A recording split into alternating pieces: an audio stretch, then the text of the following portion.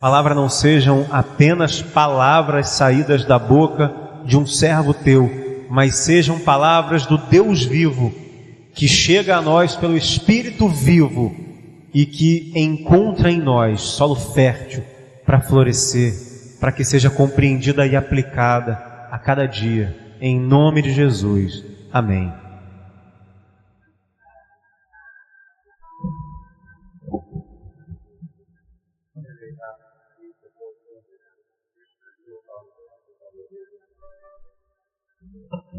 Irmãos e irmãs, muito bom dia. A graça e a paz do Senhor Jesus esteja com todos. É uma alegria, um prazer estar aqui mais uma vez.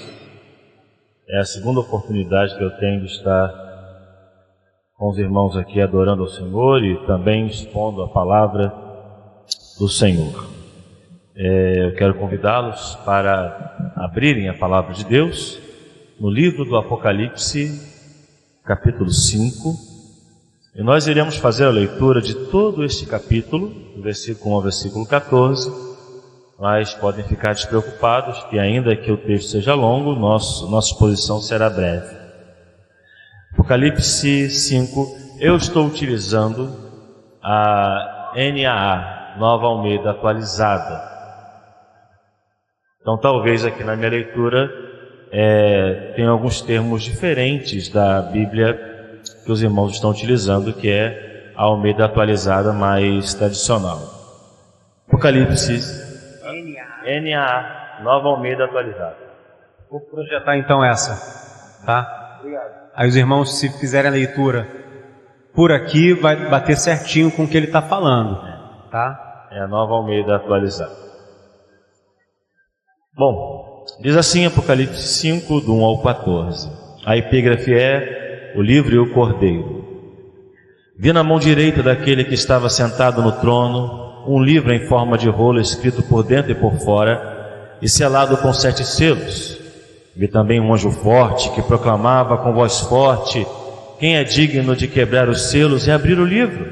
Ora, nem no céu, nem sobre a terra, nem debaixo da terra, ninguém podia abrir o livro, nem mesmo olhar para ele. E eu chorava muito, porque ninguém foi achado digno de abrir o livro, nem mesmo de olhar para ele. Então um dos anciãos me disse: não chore, eis que o leão da tribo de Judá, a raiz de Davi, venceu para quebrar os 7 selos e abrir o livro. Então vi no meio do trono e dos 4 seres viventes, entre os anciãos, em pé um cordeiro, que parecia que tinha sido morto, que tinha 7 chifres, bem como 7 olhos, que são os 7 Espíritos de Deus enviados por toda a terra. O cordeiro foi e pegou o livro da mão direita daquele que estava sentado no trono. E quando ele pegou o livro, os 4 seres viventes e os 24 anciãos se prostraram diante do cordeiro, tendo cada um deles uma harpa e taças de ouro cheias de incenso, que são as orações dos santos. E cantavam um cântico novo, dizendo: digno és de pegar o livro e de quebrar os selos, porque foste morto, e com o teu sangue compraste para Deus os que procedem de toda tribo, língua, povo e nação. E para o nosso Deus os constituíste reino e sacerdotes, e eles reinarão sobre a terra. Vi e ouvi uma voz de muitos anjos ao redor do trono, dos seres viventes e dos anciãos, cujo número era de milhões e milhares de milhares, proclamando com voz forte: digno é o cordeiro que foi morto de receber o poder, a riqueza, a sabedoria, a força, a honra, a glória e o louvor. Então ouvi que toda criatura que há no céu e sobre a terra, debaixo da terra e sobre o mar, e tudo o que neles há, estava dizendo: aquele que está sentado no trono e ao cordeiro sejam o louvor, a honra, a glória e o domínio para todos sempre. E os 4 seres viventes respondiam: amém. Também os anciãos se prostraram e adoraram. Eu fiz questão de ler todo o capítulo 5, porque o capítulo 5 no livro do Apocalipse, divergindo a partir do capítulo 13, trata de uma mesma perícope, que é a abertura do livro e o desenrolar da história da redenção. Dentre as interpretações escatológicas que são dadas ao livro do Apocalipse, e eu acredito que o Apocalipse trata de maneira cíclica da história da redenção, ou seja, em todo o texto do Apocalipse você vai encontrar a história da redenção sendo contada e recontada. O capítulo 5 não diverge disso. É uma continuação do que está no capítulo 4. Enquanto no capítulo 4 você vai ver o Senhor assentado sobre o trono, dando uma semelhança à visão de Isaías, lá no capítulo 6 do seu livro. O capítulo 5 é a continuidade da revelação ou do processo revelacional do plano de Deus a partir de então. Vocês sabem e conhecem a história, o contexto histórico do livro do Apocalipse. Quando João teve a sua revelação, ele estava exilado em Patmos. A igreja sofria intensa perseguição. Muitos cristãos tinham motivos de sobra para, retrocedendo, abandonarem a fé. Então, eu acredito que tanto o capítulo 4 quanto o capítulo 5 serviu como uma alavanca motivacional para que João continuasse exercendo a sua vocação, mesmo estando exilado em Patmos, e assim estimular a igreja, mostrando que a igreja, que embora aparentemente estivesse sendo esmagada pelo Estado opressor, pela força do diabo, por um imperador ímpio, a igreja era triunfante. E é sobre isso que vamos tratar nos próximos minutos, porque eu gostaria de falar em 3 momentos nesse texto, e serão essa será a divisão do que eu tenho a dizer hoje aqui, sobre o exemplo da motivação, da adoração e da vida que a igreja triunfante no céu nos dá por meio da visão de João, sendo esse o exemplo que devemos seguir. Ou seja, a adoração e a recompensa da igreja triunfante nesse texto é o chamado motivacional para a igreja militante. Esse livro que João vê é o livro contendo as revelações que estavam se desenrolando. João se entristece nos primeiros versículos com a seguinte questão: ninguém foi achado digno de abrir o livro, nem mesmo de olhar para ele. 7 selos representava a ideia da perfeição, da perfeição deste livro e da total dignidade que deveria ser imputada àquele que daria progresso à revelação e à abertura deste rolo. Tendo em vista isso, que o rolo era e continha a perfeita revelação e o processo revelacional dos próximos momentos da igreja, tendo em vista também a indignidade de todos os seres humanos, porque o texto, é claro, diz que não havia ninguém nem no céu. É claro que essa não é uma referência a Deus, é uma referência àqueles que já morreram, aos homens dignos do Antigo Testamento, ou seja, nem Abraão, nem Isaac, nem Jacó, nem Elias, nem Eliseu, nem o profeta Abacuque, que nós estudamos aqui na manhã, nenhum desses homens era digno de abrir o livro. Por mais que eles fossem pessoas dotadas de poder de Deus em sua época, por mais que os seus exemplos nos sirvam hoje de mensagens, exposições e pregações extensas, eles não possuíam a perfeição inata para abrir o livro. Ninguém no céu, ninguém na terra, ou seja, muito menos aqueles que estavam vivos. Romanos 3:23 diz que todos pecaram. Logo, ninguém podia abrir o livro, nem mesmo João, que era o profeta, no caso, aquele que recebia a revelação, poderia abrir o livro. Então ele chora em prantos, tendo em vista a sua completa inabilidade e incapacidade de dar progresso à revelação.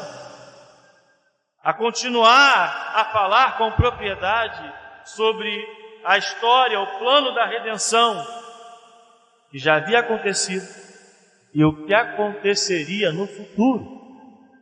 Ele chora, tendo consciência da sua completa indignidade.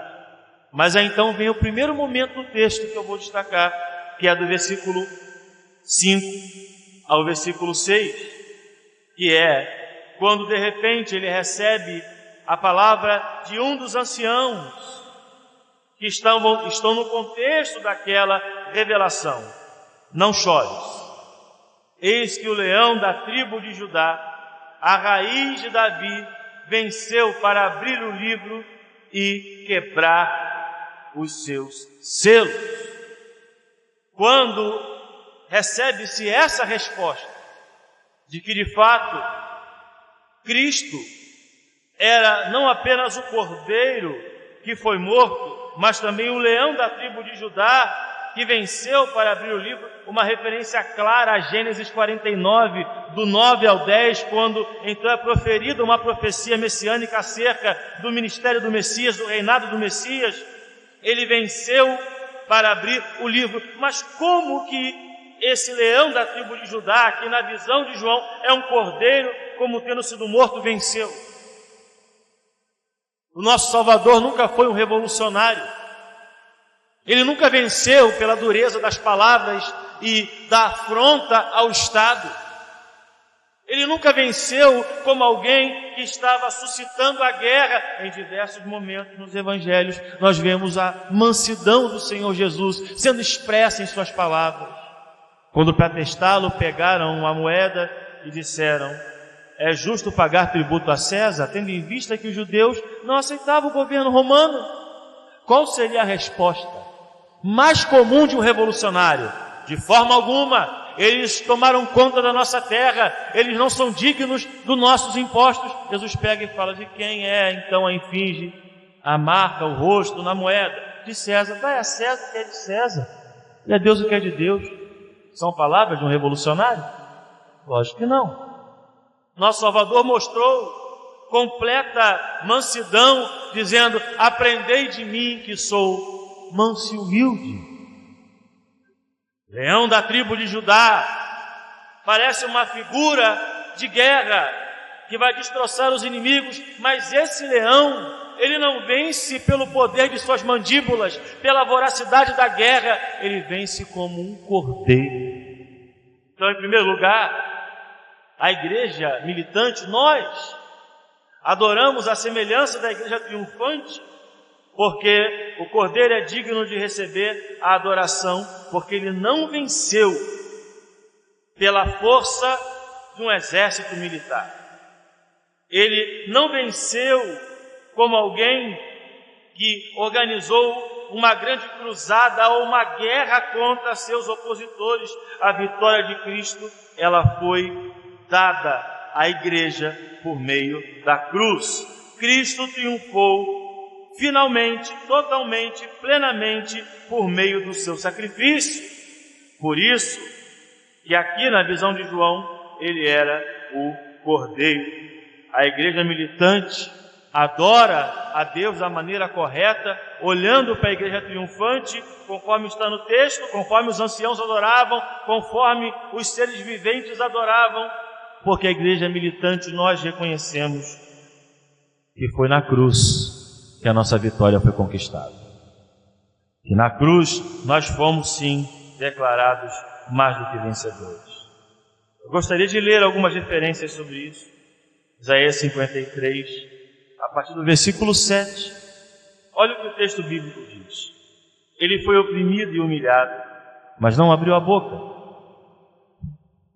Como um cordeiro foi levado ao matador, e como ovelha muda diante dos seus tosqueadores, ele não abriu a boca. Pela opressão e pelo juízo ele foi levado, e da sua linhagem quem se preocupou com ela? Porque ele foi cortado da terra dos viventes, foi ferido por causa da transgressão do meu povo. Designaram-lhe a sepultura com os ímpios, mas com o rico esteve na sua morte, embora não tivesse feito injustiça e nenhum engano fosse encontrado em sua boca. Todavia ao Senhor agradou esmagá-lo, fazendo-o sofrer. Quando ele der a sua alma como oferta pelo pecado, verá a sua posteridade, prolongará os seus dias, e a vontade do Senhor prosperará nas suas mãos. E olha o que diz o versículo 11: ele verá o fruto do trabalho de sua alma e ficará satisfeito. O meu servo justo, com o seu conhecimento justificará muitos, porque as iniquidades deles levará sobre si. Como no próprio Evangelho de João, no capítulo 1, no versículo 29, ao se deparar com Jesus aproximando-se de João Batista diante do cenário do batismo realizado por ele, ele declara enfaticamente, apontando para Cristo: eis o Cordeiro de Deus que tira o pecado do mundo.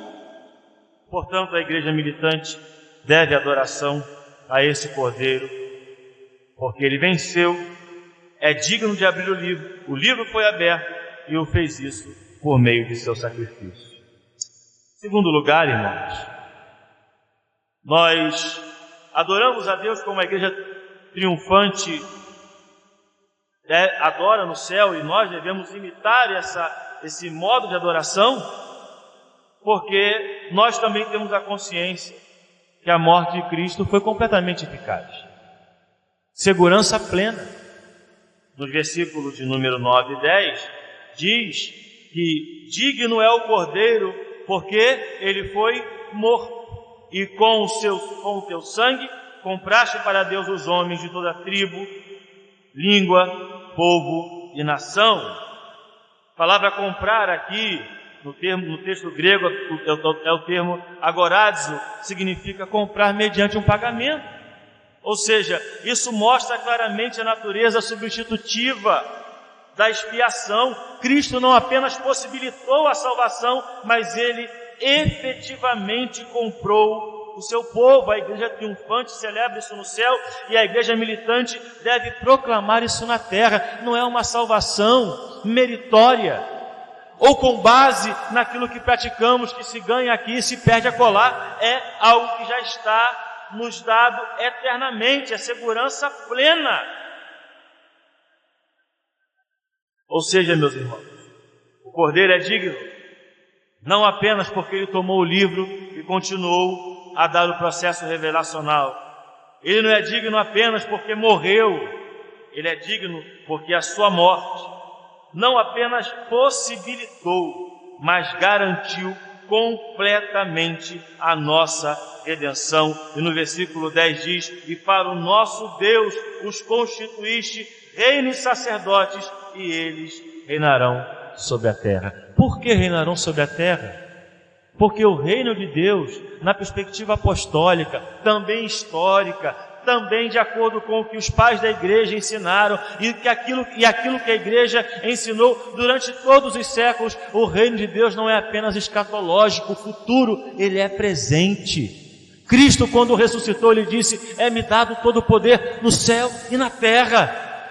E ele está presente no meio da sua igreja, por isso que hoje o reino de Deus já está estabelecido. E aqui está uma parte desse reino.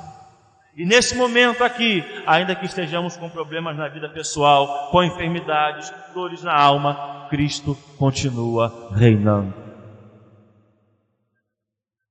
Por isso que nós temos a clara referência do que está em Êxodo 19, versículo 6, quando Deus promete ao povo de Israel que eles seriam um reino de sacerdotes. O apóstolo Pedro também, dando a devida interpretação correta, apostólica e hermeneuticamente aceitável, na sua primeira epístola, no capítulo 2, no versículo 9, diz que em Cristo a igreja era constituída de um reino, sacerdócio real, uma nação santa, um povo adquirido. Ou seja, nós somos esse povo comprado, e a morte de Cristo na cruz, que o tornou digno de abrir, ou seja, deu a dignidade diante dos homens de abrir o livro, é também a segurança da nossa redenção.